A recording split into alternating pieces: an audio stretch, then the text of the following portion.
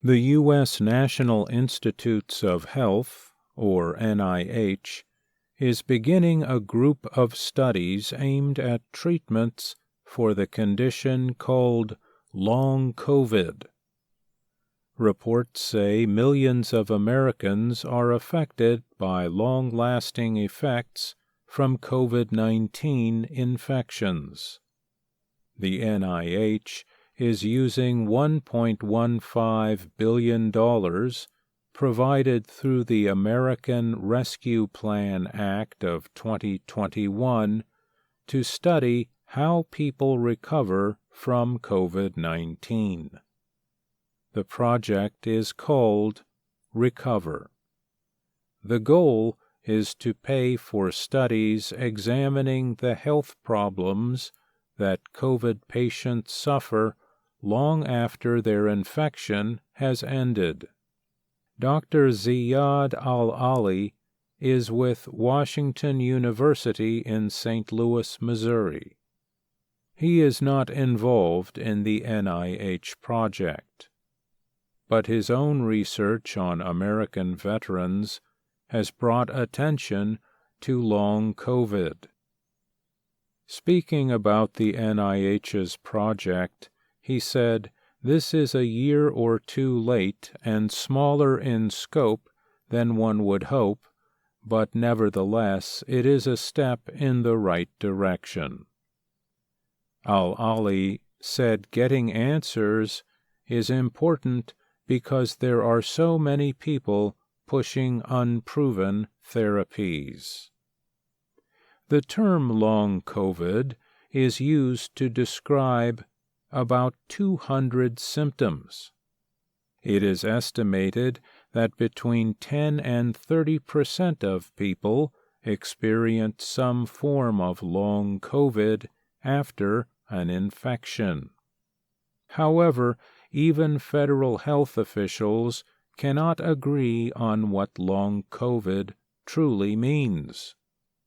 U.S. Health and Human Services Secretary Javier Becerra has said, "If I get 10 people, I get 10 answers of what long COVID really is."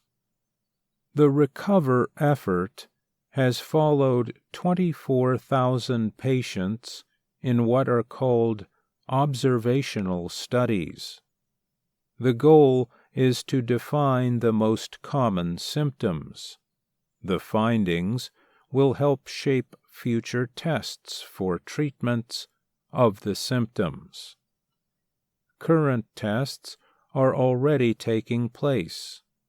They include a trial of Pfizer's antiviral drug Paxlovid.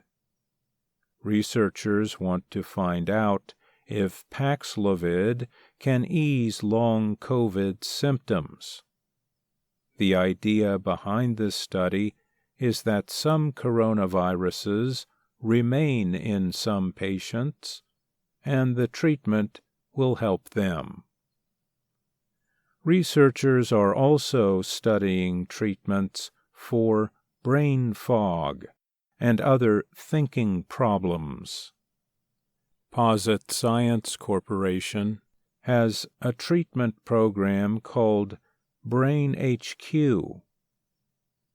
PASC Cognitive Recovery is from New York City's Mount Sinai Health System, and Soterix Medical has a device that stimulates brain connections. The 2 additional studies will begin in the coming months. One will test treatments for sleep problems in people with long COVID. Another will target breathing and heartbeat problems. People's bodies perform breathing and heartbeat unconsciously. The problems include the disorder POTS, which results from unusual blood flow to the heart.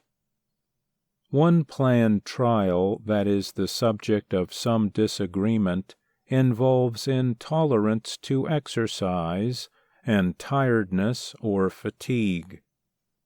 It is not a normal experiment. It is known as a platform study. This lets the NIH add new therapies at any time. We can rapidly pivot, said Dr. Amy Patterson, who is with the NIH. She said a failing treatment can be dropped without ending the trial. She added that the study can quickly include a treatment if something promising comes on the horizon. Dr. Anthony Komaroff said it is important to be flexible. He is a researcher from Harvard University. He is not involved in NIH's Recover program. But he said studying the effects of Paxlovid on long COVID patients makes all sorts of sense. But he said researchers should consider extending the treatment for longer than 25 days if there is little sign of improvement. Komaroff said he understands that people get upset over the long wait for treatment trials. He believes, however, that NIH has waited the right amount of time. Waiting, he said, permits enough time for problems to be identified. You've got to have targets, Komaroff said. I'm Mario Ritter, Jr.